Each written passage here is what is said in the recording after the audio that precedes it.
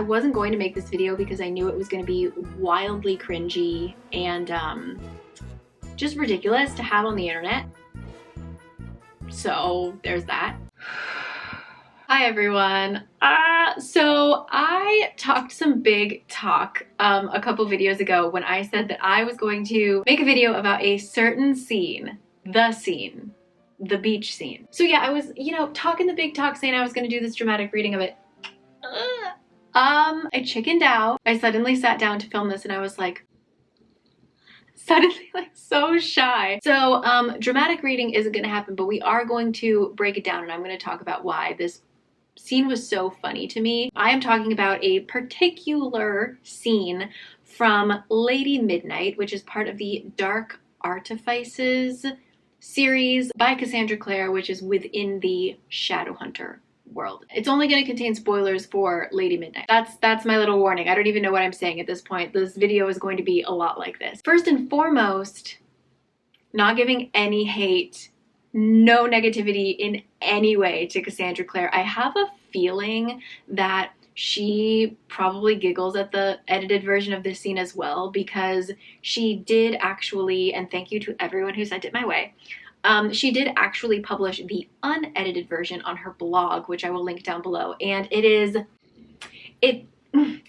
clears up the problems I had with the edited version. The reason that there is an edited version, the one that is published in the work that you have probably read, is that this book is still a YA fantasy. So I feel like the editor probably saw that kind of, I don't know, some people were saying it was an R-rated scene. I don't really think so. I don't know. Anyway, a more graphic, intimate scene wouldn't have been good for the audience that it was being kind of projected towards. So I get it, but there's literally 5 words that could have been taken out of this scene and I would have had no issues with it.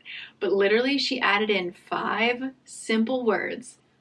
Blew my mind. The reason I really wanted to talk about it is because this is one of the first scenes, like I've read scenes that have been a little like, what the fuck before, but this was one of the first scenes that I actually had to put the book down and like have a belly laugh about it. Books often will make me smile. I will very rarely laugh out loud, and then tears. Those are the one like uncontrollable outside world thing that people could see. If they saw me reacting to a book, it would be crying. So for me to actually have to put a book down and like take a breather in order to laugh, I don't know. And when I mentioned it, a lot of you guys were like, yes, oh my god, I felt the same way. So maybe we can just commiserate. I feel like me explaining it won't be quite as funny as reading it. Hopefully we can just talk about it, get these feelings out there, because it was so funny. Let's jump in. In case you have forgotten, let's set the scene a little bit. First off, we have Julian Blackthorn, who is basically has been taking care of his family since he was 12 years old. His parents died and his 2 older siblings were banished. It's a long story, doesn't really matter. Long story short is that he has had to be the father to his 4 younger siblings since he was 12, which means that he doesn't really leave the house unless it's for like Shadowhunter duties, like killing demons or something. The only outside of his family woman interaction he has had is with his tutor and with his Emma. And then we have Emma, who was also orphaned around the same time as Julian, and the Blackthorn family took her in. Julian and Emma, BFFs forever, inseparable. They literally have like a language that they can like write on each other and they can understand what they're saying. I tried that with myself and I couldn't do it. So props to them. Close people. But because she is not technically a Blackthorn, she doesn't have that responsibility of having to raise these 4 children. So she gets out a lot more. She has a little bit more of a life. You know, she's had on again, off again relationships. She has had access to teenage boys. Again, Julian living in this little bubble. It's like a single dad in his house, not leaving. And when they were 16, I think, like maybe 2 years ago, they became something called parabatai. I don't know how you pronounce these things. That is basically they share this kind of sacred bond. It is unbreakable. Because of their bond, their powers are a lot stronger. A big rule about being parabatai is that you are not allowed to be romantically in love with your partner. Big no-no. And we learn why later in the book, but just for this, let's just say it's a no-no. To the point where if you are found out, you will be stripped of your shadow hunter powers and you will be exiled, banished, never spoken of again. And so for a lot of reasons, that's bad. Like just for the average person, that would kind of suck. But for Julian, if that happens to him, his family needs him. So he's like, absolutely not, I can't do that. Emma, her whole life is being a shadow hunter. So she would like lose her will to live, I suppose, if that happened. So overall, romantic love, not a big thing, but we know the heart wants what it wants, right? That's where we're at pretty much in this book. Now, for this particular scene, it's about 400 pages in to the first book. We have gathered that Julian is crushing big time on Emma, and he's like, oh shoot, teenage hormones, bad thing. He's got a problem. Emma doesn't really feel that way about Julian currently, or so she thinks. She has recently started feeling jealousy about other girls towards Julian, but she's mostly just confused about that, right? That's where we are as far as them talking to each other about their relationship. Neither of them talk to each other. Emma's not super interested, and Julian's like in a panic. So Emma goes off on this little mission by herself because she thinks that Julian is tired, and she's like, I'll let him sleep while I go risk my life, when it totally could have been avoided if two people came. So she goes off and somehow ends up being sucked into the ocean and is drowning. And because of the parabatai bond, they not only can like sense each other's emotions and stuff like that, but apparently if one starts drowning, the other one does too. So poor Julian is like sitting at home doing his thing, and all of a sudden his lungs fill with water and he starts drowning. And he's like, this is not good. This must be Emma, right? And so he somehow goes out and figures out exactly where in the Pacific Ocean she has been dumped. Like this part was a little bit unbelievable. I'm not going to question it. I understand it was just making this scene possible. That's that. He goes into the ocean, saves her, drags her out, puts her on the beach, does his healing thing, and then starts yelling at her. He's literally, according to the text, shaking with rage. Valid, honestly. Girl does some dumb stuff in this book. While he is yelling, however, he accidentally lets it slip multiple times in multiple different ways. He phrases it in many different ways just in case Emma misses it, that he would have no reason to live if she dies. He belongs to her, always, all that, all that romantic mumbo jumbo. And then after that, it's one of those, we don't know who initiated, I don't know who started kissing who, kissy time, right? This reads totally like a normal romantic scene in a YA fantasy. There's like this dramatic, traumatic event that happens, and then because of the adrenaline and the drama, a romantic scene takes place. Textbook fantasy storytelling. And so Cassandra Clare is relatively vague about what is going on exactly, which I kind of understand when it comes to YA. So the vagueness of it wasn't what actually made me lose my mind. I was actually just reading, what was it? The final book in the A Curse So Dark and Lonely series. I finished it.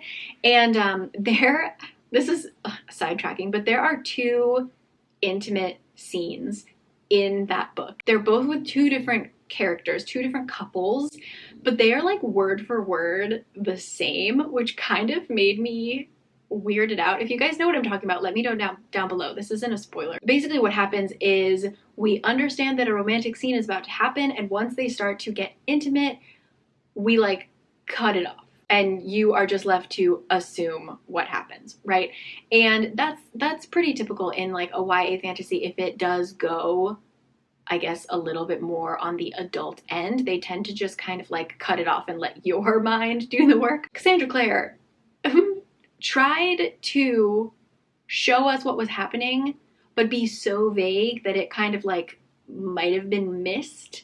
I don't know exactly what was going on, but Everything reads as if they are just having this like hot and heavy makeout sesh on the beach, which in the unedited version, my God, she is very, very detailed when it comes to where Julian is putting his hands, including the fact that he most definitely put his bare, full hand in the sand. He's wet. He just dragged someone out of the water. You're going to be covered in sand. And now he's touching Emma all over. No. Never. Never. Oh my God. That made me so uncomfy reading it. I was just, all I could think about was sand. I was just like, this is the worst thing. I sidetrack, but yeah, there's that. So she was doing her vague thing. It basically seems like a makeout sesh. And then she just adds the word hidden within a descriptive sentence. It's like blah, blah, blah, blah, blah, blah, blah, blah. He dissolved, blah, blah, blah, blah, blah, blah, blah. So I'm assuming it went a little bit past kissing, I would say. For that, I was like, okay, so she's trying to say that this happened, but not say that this happened because this is a YA book, right? If we had ended at that, I would not be talking to you right now. I am talking to you because of what Emma says next. So they do their thing, right? Whatever occurs, occurs. Emma is laying there. She, in her brain, is like, I love Julian. I'm gonna tell him. I'm gonna say, I love you, Julian Blackthorn. And she opens her mouth, and instead she says, was that your first kiss? That's when I lost my mind. Why would she ask that? She knows the answer to this question. He has had no contact with people outside of his family, pretty much, except for her. So he 100% just lost his virginity on a beach. Your first question is to ask him if that was his first kiss? So then I'm thinking, oh my God, I'm such a pervert. Did I just read that and assume that they had sex and they totally didn't and it was just kissing and now I'm like this gross person? And so I had to kind of pause there and I was like, is Emma being really weird or am I being really weird? Like, which one is it? It could be both. It's probably both. It was both. But why would she ask that? She is not an awkward character in the book. She is very witty. She's very pointed. She's confident. She's not the kind of girl that would be super awkward like, hey, was that your first kiss? So I was really confused. They fall asleep. Emma wakes up later.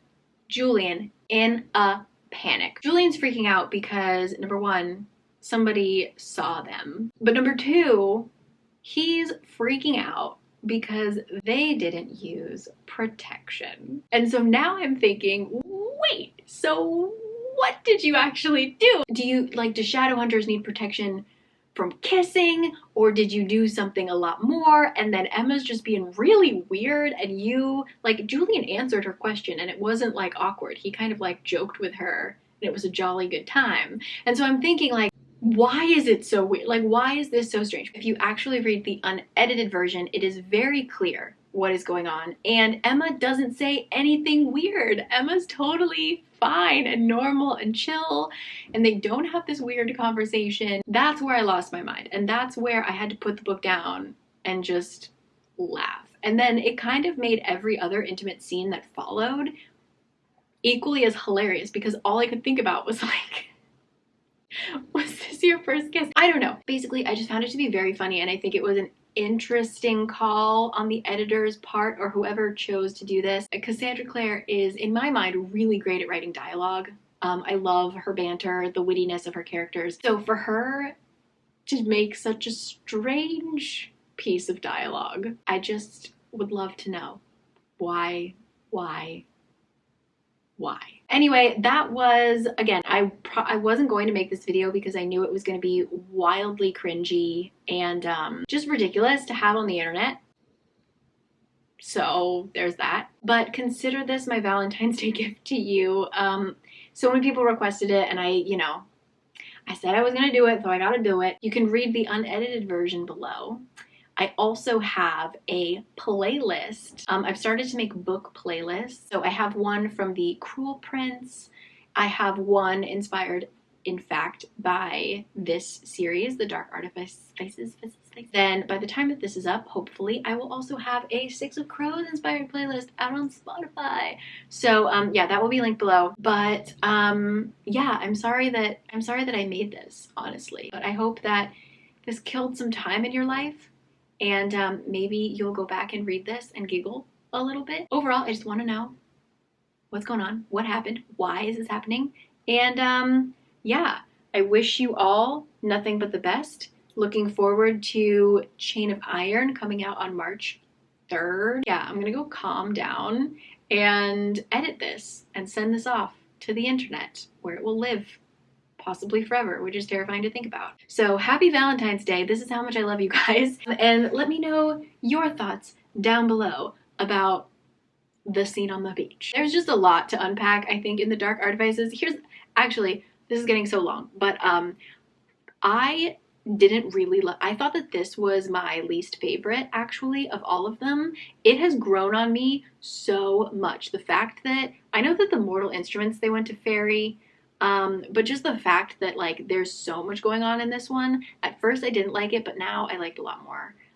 So the Dark Artifices, whatever, grown on me a hell of a lot, enough for me to make a Spotify playlist about it. So yeah, sending nothing but my love to you, to Cassandra, Clare, to Julian, to Emma, awkward little Emma. That's all. I need to end this. See you next time. Thank you for joining me. Bye.